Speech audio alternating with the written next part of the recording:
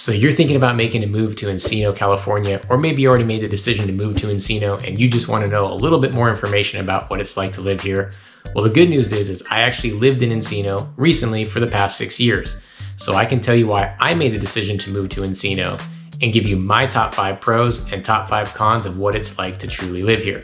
And yes, Encino is now known more for than just being a pop icon reference in the movie Karate Kid and now Cobra Kai. It is actually one of the most popular places to live in the whole San Fernando Valley. Now we're going to start off with the positive because that's just generally how I am. So we're going to start off with the top 5 pros and then we'll get into the top 5 cons of reasons why you may not want to move to Encino. Now my wife and I made the decision to move to Encino because we just needed more space and quite honestly, it was more affordable than where we were living in the West Los Angeles area. Now don't get me wrong, Encino is still very expensive and we'll go over that later in the video. It's actually one of my cons in general, that Encino is expensive, but not nearly as much as the West LA area. The other reason we moved to Encino is because we were going to be starting a family and we wanted more space. We knew the houses were bigger here, the lot sizes were bigger, and just in general, there is more space, open land, parkland, things to do outdoors, and that's kind of who we are. So actually that leads me into my pro number 1 is all the outdoor activities in the Encino area. Now, Encino is home to one of the best parks in all of the San Fernando Valley, at least in my opinion. And yeah, I might be biased because I lived in Encino, but I think once you go there, you'll see why I loved it so much. It's called Lake Balboa Park, and it's around 27 acres large with a man-made lake right in the middle of it. Now, this is the park that I took my family to at least once a week, or my wife and I would go there on our own if we needed a little bit of a rest and a break from our kids. It's actually a really cool place to run around the lake. It's about a 1.5 mile trail. And it's something that my wife and I would do in the early morning as the sun was rising. Or for me personally, I would go there after work, do a little loop around the lake, sit on the bench and watch the sun crest over the Santa Monica Mountains. It just was so peaceful, and the setting, the lighting was just awesome and really kind of bookended my long days. Now, for activities in the park, there are plenty of them. And we'll start with the lake. Now, the lake itself does have some cool activities like pedal boats in the shape of swans, which is fun to do with your family or friends. They have fishing, which I don't know if I'd recommend doing the fishing there, but they do stock it with fish. And they have RC boat racing, which is always fun. They put on a little show with their races or obstacle courses that they're going through within the lake itself. Now, outside of the lake, there's huge open land space and more activities. On any given Saturday or Sunday, you'll find at least 50 parties going on. And there's a huge playground set. There's actually 3 different playground sets for different ages, from toddlers all the way up to teenagers. They've got a small T-ball court. They've got a BMX area that people are jumping and riding their bikes, and also RC race cars are on there using it as well. And then you have this open, large space with lots of trees, again, where if you just want to relax at the park and kind of take in the whole thing and watch, do a little people watching, it's a perfect place to do that. And I forgot to mention, actually, with the lakes, it's a great opportunity to do some bird watching. It's actually a little bit of a sanctuary for all of the Los Angeles area. You can watch ducks and geese. They actually have cranes there, which is very unique to Los Angeles. And during spring, you can actually watch the ducklings hatch. And I know my kids love that every spring when we would take them there to see that happen. And it's really cool because the ducks are really protective, so they didn't want us getting too close, but they do allow you to watch. And so that was actually a pretty cool thing to see. What was also unique to this park is that there was lots of city and private events held at this park, and they do lots of races there. My wife and I are into running, so we would do 5 and 10K races there. And then you also, on any given weekend, would have lots of food vendors, from ice cream to street tacos. And overall, the experience at the Lake Balboa Park is pretty incredible. What's also really neat about this park is that it connects to the Sepulveda Sports Complex through an underground tunnel underneath Balboa Boulevard. Now, the Sepulveda Sports Complex is another large park space area. Now, that's actually near and dear to my heart because that's where I played a lot of my softball. My wife and I actually played on the same softball team there, so I've got a lot of great memories there. They have 4 large fields there, always in use, always in play. They have a huge sports center, a rec center there. This rec center has indoor basketball courts and indoor volleyball courts. On the outside, you've got 4 basketball courts. You've got about 12 tennis courts. You have, as I mentioned, the 4 baseball fields. You also have a large playground area that's fenced in, so it's great. As a parent, you can just kind of go in there and let your kids run wild. And there's 2 different sets of playgrounds. Actually, there's 3 playgrounds, again, geared towards different ages. And within this sports complex, this park, you have lots of large growth trees, which provide plenty of shade because if you don't know already, it gets really hot in the valley, and we'll talk about that later in the video. On the other side of this sports complex, you have a huge soccer complex as well, with many soccer fields. There's AYSO that's playing there. You've got adult leagues playing there, and again, there's more walking paths around that as well. Then you also have a dedicated softball and baseball complex adjacent to that. So just within this one area, you have acres and acres of open space. And again, if you're an enthusiast with sports or just like being outside and going to the park, this is the area for you. Now, in addition to this park, you also have Encino Park, which is a little bit smaller, tucked away in a neighborhood, but it also hosts events. We did an Easter egg hunt there, and it also has playground equipment, a little bit smaller, more of your standard park in LA, but also another area to get away with the family. Now, if you're not so much into parks, but like you're hiking, Encino is still the right place for you. Encino is in the southern end of the San Fernando Valley, which basically butts up and connects to the Santa Monica Mountains.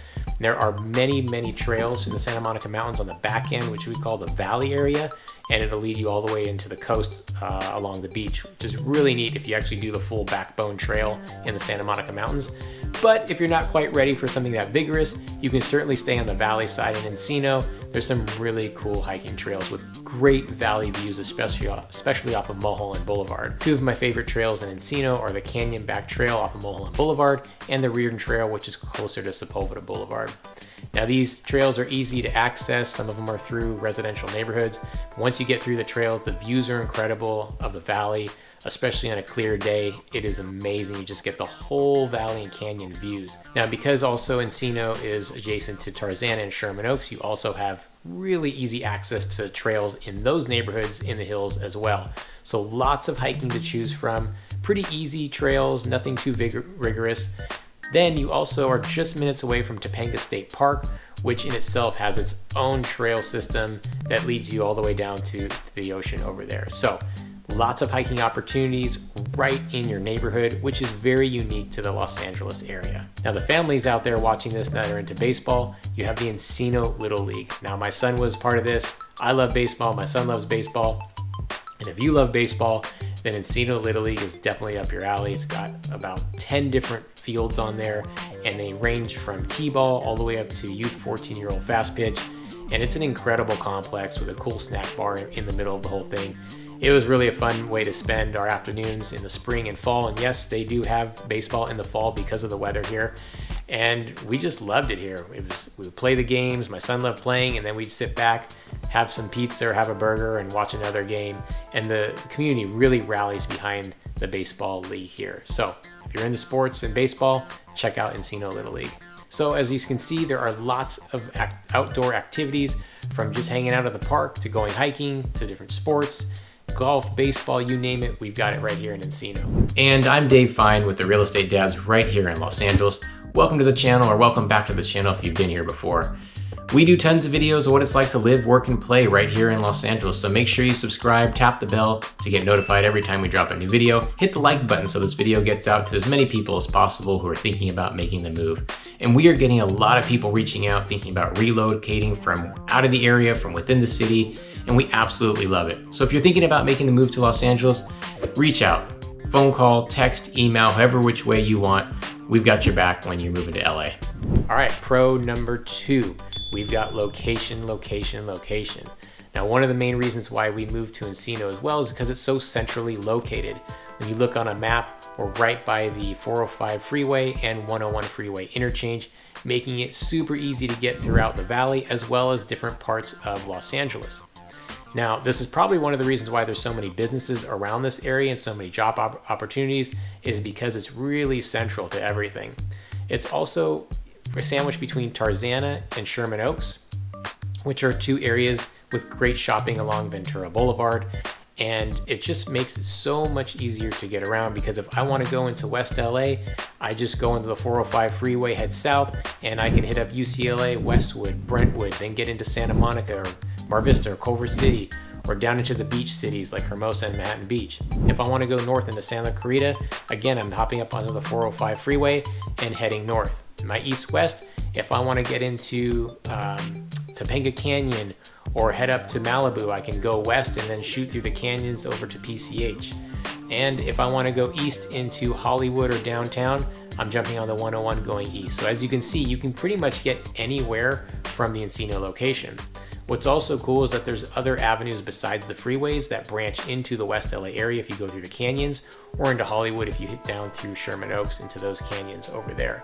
So if you are someone that's going to be living in the valley, if you want something that's more of a suburban feel, but you're working in downtown LA, Encino is still an option. You will hit traffic, and that'll be in one of my cons, but it is an option because you can access it there. Or if you're like myself, or many other people who lived in the valley, lived in Encino, but needed to go into the west side, all you need to do is hop over the 405 freeway and you're there as well. So if you want to live in somewhere that's central in the Los Angeles area or in the San Fernando area, I highly recommend Encino for that reason. We are on pro number 3, where we're talking about the heart and soul of Encino, in fact the whole valley for that matter, and that is Ventura Boulevard. This is where everything happens. It is the hub of Encino, also known as the Miracle Mile of the Valley. Everything you need is there, shopping and dining, and it's really central to anywhere you are in Encino. At most of the cases, you're about 5 minutes away from it, at most 10 minutes away if you're in the top of the hills of Encino. This is where you're going to find your supermarkets like Ralph's and Amazon Plus, some of your stores like CVS and Rite Aid, and a lot of your restaurants are there, and some of my favorites are there, including my favorite breakfast spots. One, you have More Than Waffles, highly recommend the best waffles and crepes.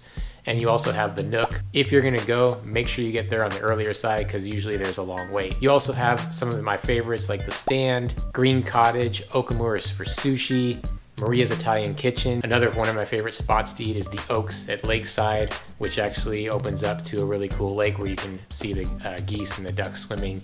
It's really neat on an evening too. They light up the whole thing. And for my pizza enthusiasts, the #1 pizza spot is Mulberry Pizza.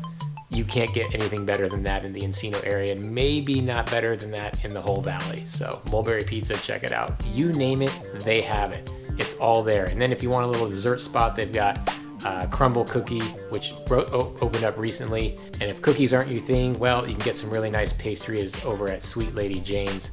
That I also highly recommend. And in that complex, they also open up a brand new Target. It's a city Target, so it's a little bit smaller, but it's super convenient, and I find myself going there all the time to get my necessities and just do some fun shopping. There is a lot of options that you have on Ventura Boulevard, including, your banks, your gas stations, your dry cleaning. They also have a Michael's art store. They have Office Depot. Anything you need is there. Oh, yeah, and 2 CVS pharmacies. So again, Ventura Boulevard is really the heart and soul. It's kind of what makes things run along Encino and the whole valley itself, because it does stretch the entire length of the San Fernando Valley. Okay, we're on pro number 4, and that would be the schools. Now, Los Angeles is a huge public school district. Some would argue it's too big. So it is really important on which neighborhoods and which areas you are living in if schools are important. There's always a website you can go to called greatschools.org to check out the different scores. But generally, Encino actually has really good public schools in the elementary level throughout, especially Encino Charter and Lanai Elementary School. Those two are highly ranked, and you have really good options. Now, there are other neighborhood elementary schools as well, not ranked as high, but overall, when you're talking about Los Angeles, they're still ranked pretty well. Now, there's really no high schools to speak of in the Encino area as far as public options, but if you have the means to go private, Crespi High School is one of the top-rated schools in all of Los Angeles for private schools and just in general, and it's tucked away off of Ventura Boulevard. So if you are looking for schools, Encino actually does offer some of the better ones that you have as far as a public option goes. Along with schools, I also like to throw in childcare and preschools. We went to one that's called One Generation, and they have others that are really highly rated in the area. Preschools and daycare are really hard to find in the Los Angeles area and in the valley also in general. So it is highly recommended that you get on the waiting list as soon as possible. Some people even get on a waiting list before their children are even born. We didn't do that. and we had to opt in for somewhere else until our number was called and we got to go in there. Encino actually has a lot of really good daycare options. Okay, now we're going to talk about our pro number 5, which is actually our con number 1. It really depends on you and what you're looking for in a city to live in. So we'll start with why weather is pro number 5, and that is, sunshine. It is sunny here about 360 days a year, which is pretty incredible. It's unique. You don't get that in really many places across the country. So in Los Angeles in general, the weather is fantastic. And in Encino, it is just the same. The sun is shining. You can go outside, no problem, in September, October, November, December. You get some colder days, but when we say cold, we're talking about maybe the 50s, but mainly in the 60s in Encino.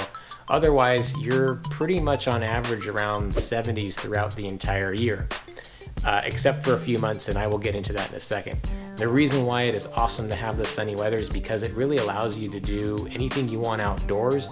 Your kids can go outside, so they're not cooped up. You can go outside, so you're not cooped up. You don't have to bundle up. You don't need to layer up. You don't need to buy extra clothes. You're pretty much shorts and a t-shirt throughout the entire year. It also makes really nice times for evening walks. It could be 8 o'clock, 9 o'clock, and still 70 degrees sometimes. And it's actually really comfortable and enjoyable to take a stroll in the neighborhood or go to the park and just feel like you're totally comfortable. Same within the morning. You can go out for a nice early jog or a nice run or a walk.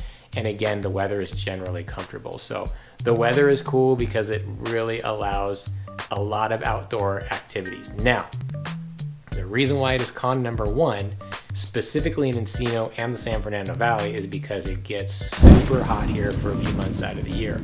We're talking triple digits hot, like hot. And it can get uncomfortable. It feels really hot in here. Is it hot in here? To a point where you really don't feel like doing much. Now, if you're coming from a place that doesn't have that, and maybe you're just seeking the sun, and you might be okay with that. I was born and raised in the LA area, and it was hard for me when I made the move to the Valley, and I still never got used to it. So between basically July, August, September, you can expect triple digits, probably a good 20% of the time. Otherwise, you are sitting in the 90s. And it gets uncomfortable. You really don't want to do too much outside because it can get unbearable. It is nice though, when I go back to the parks, that you have a lot of those trees, so you can find shade, a little bit of relief. And there's a lot of pools in the valley, so there's some relief there. But it can get pretty stifling. And sometimes, if you want the seasons, we may not necessarily have them. We don't really have a spring, summer, fall, winter season because they all kind of blend together. They all feel the same except for when it gets super hot. Again, during the holiday seasons like Thanksgiving and Hanukkah and Christmas, some people may like that cooler, kind of cozy weather. You're not going to get that in Encino at all. Sometimes I remember it being 80 degrees on Halloween. It was 80 something degrees during the Christmas season. So if you're looking for seasons, Encino is probably not your spot, and that's why it is con number 1. All right, now we're getting into con number 2, and probably what's on a lot of people's mind is the cost of living in Encino. Now, if you recall earlier in the video, I did mention that Encino was relatively cheaper or more inexpensive than the West Los Angeles area, and that is true. All of LA can be fairly expensive. Now, there are a lot of because LA is so big, it really depends on which pocket of the city. That will depend on the cost of living, especially when it comes to real estate and home prices. Now, when we moved to Encino, we got a much bigger house with bigger land, relative to what we would have got in the West Los Angeles area, but still it is expensive. To give you an example, the median price of a single family home in Encino is around $2.1 million. Yes, $2.1 million for a 4-bedroom, 4-bathroom house, about 3,000 square feet. Now for a condo, 2 bedrooms, 2 bath, around 1,200 square feet, you're looking at about a $510,000. Now, Encino, like other parts of Los Angeles, has different pockets within itself, and there are more expensive areas and less expensive areas. In general, the rule of thumb is it is going to be more expensive when you are south of Ventura Boulevard, because that's when you get into much bigger homes with much larger lot sizes, and you're in the hills. So some of your homes have views, and a lot of your homes have a lot of land. So if you are south of Ventura Boulevard, what you call south of the boulevard, you are looking at 5-bedroom a median of 5-bedroom, 5-bathroom house around 3,700 square feet for about $2.7 million. Now, if you're north of Ventura Boulevard, you're looking for about 3-bedroom, 2-bath house, 1,600 square feet for about $1.25 million. Now, along with housing prices, you also have property taxes. And in California, it's pretty much set to 1%, thanks to Proposition 13. I'm not going to get into details, so you can look that up. So it is relatively less expensive than most of the country. However, because these property taxes are based on the value of your home, usually set at purchase price, they generally don't get reassessed unless you do some major construction to it and add square footage. But, if you have a $1 million home, 1%, you're paying $10,000 in property taxes. So it can be quite expensive because housing prices are so expensive.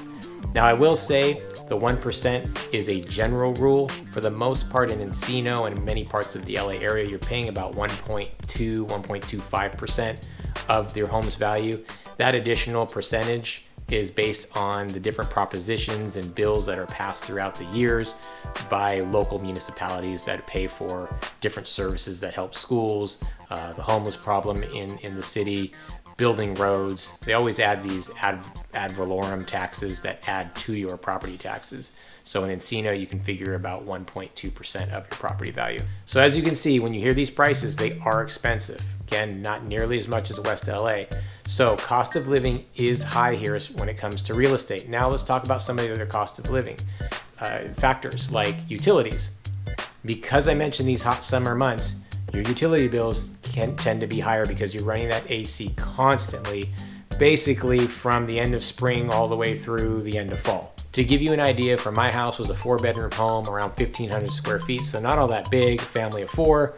We were running that AC constantly to keep us cool. And so our water and power bill are on the same bill. They come every 2 months, and every 2 months we were spending anywhere between $400 and $700 every 2 months. That adds up pretty quickly.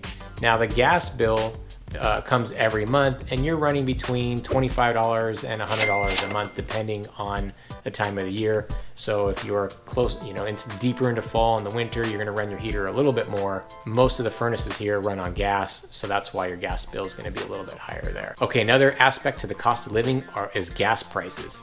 Now, the reason I bring this up is because we are heavily car cultured here. We don't have the greatest public transportation system.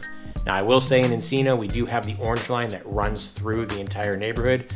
Even more so, you can take it west to Woodland Hills and all the way east into North Hollywood. So you can go the span of the valley on the Orange Line, but let's face it, most people aren't taking that line. Most people are in their cars stuck in traffic, so gas prices are important.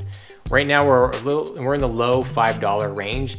Back when gas prices were peaking, we were at 6.5, almost getting to 7 in some areas of LA.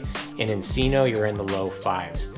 Now, I bring this up again because we rely on our cars so much here that I thought it'd be important for you to know how much it's going to be costing you to fill up your tank. Now, this next aspect to the cost of living really only applies if you have a family or thinking about starting a family, but I'll bring it up because I have a couple of kids and maybe you find it important. Daycare. Daycare can be really expensive. Not only hard to find, but really expensive. For my 14-month-old, it was running us about $2,000 a month. And for my 4-year-old, at the time, it was running us about $1,100 a month. That is $3,100 a month. 2 kids, we couldn't wait for at least our older one to start kindergarten. And as they get a little bit older, the cost does come down because, less maintenance. But when you're thinking daycare, it is really expensive. Now, let's say you're thinking about, I'll just have a nanny or somebody come over and watch my kids at home. That's going to run you a lot more money. In fact, any good nanny is going to be around $25 an hour or so. So it can be really expensive to raise a family here in Encino. All right, we are on con number 3, and we are going to talk about the lack of nightlife. There's really not much to do here past 10 o'clock. And I'd actually say not much to do past 9 o'clock. Most places shut down right around that time. And if you're looking for a nightlife, you're not going to find it in Encino. There's not really many bars. There's no real clubs to speak of. And restaurants shut down around 10 o'clock. If you're looking for that nightlife, you're going to have to head east to Studio City and maybe then drop into the west side into like the Hollywood area. or you can drop into the Westwood area. It's a college town because of UCLA, so there are places that stay open later there as well. So if you are the type of person that needs the constant entertainment or wants that type of lifestyle, Encino is probably not the right space for you. It's really built around that suburban lifestyle. It's a little bit more quiet, a little bit more laid back. But for me and for what my family was looking for at this stage in our life, that's actually perfect for us. When we want to go out and have a good time out late at night, we'll go find it. We'll go drive there a little bit. But for the most part, we really don't want to live within that. We want something a little bit more quieter. Okay, that brings us into con number 4, and that is the traffic. Now, I mentioned you can go drive to some nightlife. It may take you an hour to get there, but you'll get there. Traffic is horrendous. Although we are centrally located within the valley and also to the west side, you are still going to take forever to get there. Now, if you've watched any of our other videos about what it's like to live in Los Angeles, you know that we talk about distance in a matter of time, not mileage, because mileage doesn't matter. How far something is doesn't matter. It really matters on how long it takes you to get there, because nobody asks how far is it to get to X, Y, and Z place. They ask you, how long does it take? Because that's just the lifestyle it is in Los Angeles in general. And when you're in Encino, you can expect pretty heavy traffic along Ventura Boulevard, especially during the rush hour times in the morning and the evening, and along the other big thoroughfare running east and west, and that would be Burbank Boulevard as well. Now, if you're going to jump on the 405 and the 101 freeway to get to work or to see friends, family, or entertainment, you can expect long wait times. There's really no good time to go. Actually, I take that back. There is a window. We don't really have rush hour, as I mentioned before. We kind of have open hours. So if you can go somewhere between 11 a.m. and 2 p.m., you're going to be okay. You're going to be flying through the freeways, unless you can also go super early in the morning or really late at night when everyone's home. Other than that, you're going to be sitting in traffic, basically between 7 in the morning to 10 a.m. and from that 2, 3 o'clock all the way till 8 o'clock in the evening. There is no space. This place was built on a car culture, so traffic is bad. It does give you some time to listen to some great podcasts and some good music, and eventually you kind of zone out. For me, I was used to it, and so for me, I just used it as a way to kind of take some personal me time. But for many people, it could be aggravating, especially if you need to get somewhere pretty quickly. I mean, it can take you 45 minutes to an hour to go maybe 7 miles. That's pretty brutal. So again, number 4 con would be traffic. Con number 5. Now this is a little bit of a controversial issue and subject and a little touchy because it deals with homelessness. Now this has been becoming a growing problem all within Los Angeles, but it has been getting worse in Encino as well. There is a large homeless population, and you're going to see them pretty much everywhere. And it's tough because no one wants to see people living on the streets. But at the same time, you also probably don't want to be walking around where you're confronted or having to walk around or over some homeless encampments. And you will see what we call tent cities. They're under the freeway overpasses. And they unfortunately are now into some of the park systems. Now, I mentioned the parks earlier in the video. They are beautiful and they are a lot of fun to go to. But there are sections, especially along the LA River that runs through the park, where you will find a large tent city of unhoused population there. And sometimes it gets cleaned up by the city and sometimes they don't. We do have shelters around, but again, this is kind of a touchy subject. There's a lot of mental health issues going along and some drug addictions and some other issues of why people are homeless, aside from the affordability issue. But you will see that, and sometimes it can take away from the beauty of the neighborhood itself. Fortunately, there are a lot of private and public groups working on the issue, really trying to solve this problem. But until then, you can expect to see that in Encino. But you're also going to see that pretty much in any neighborhood in Los Angeles, including Beverly Hills. You'll see it there. It's just, you can't really escape from it. So there you have it, 5 pros and cons of living in Encino. I hope that was helpful in making your decision whether you would like to move here, or gave you a little bit more information if you've already decided to move here. Check out our other videos about Los Angeles and other neighborhoods, and we'll see you on the next one.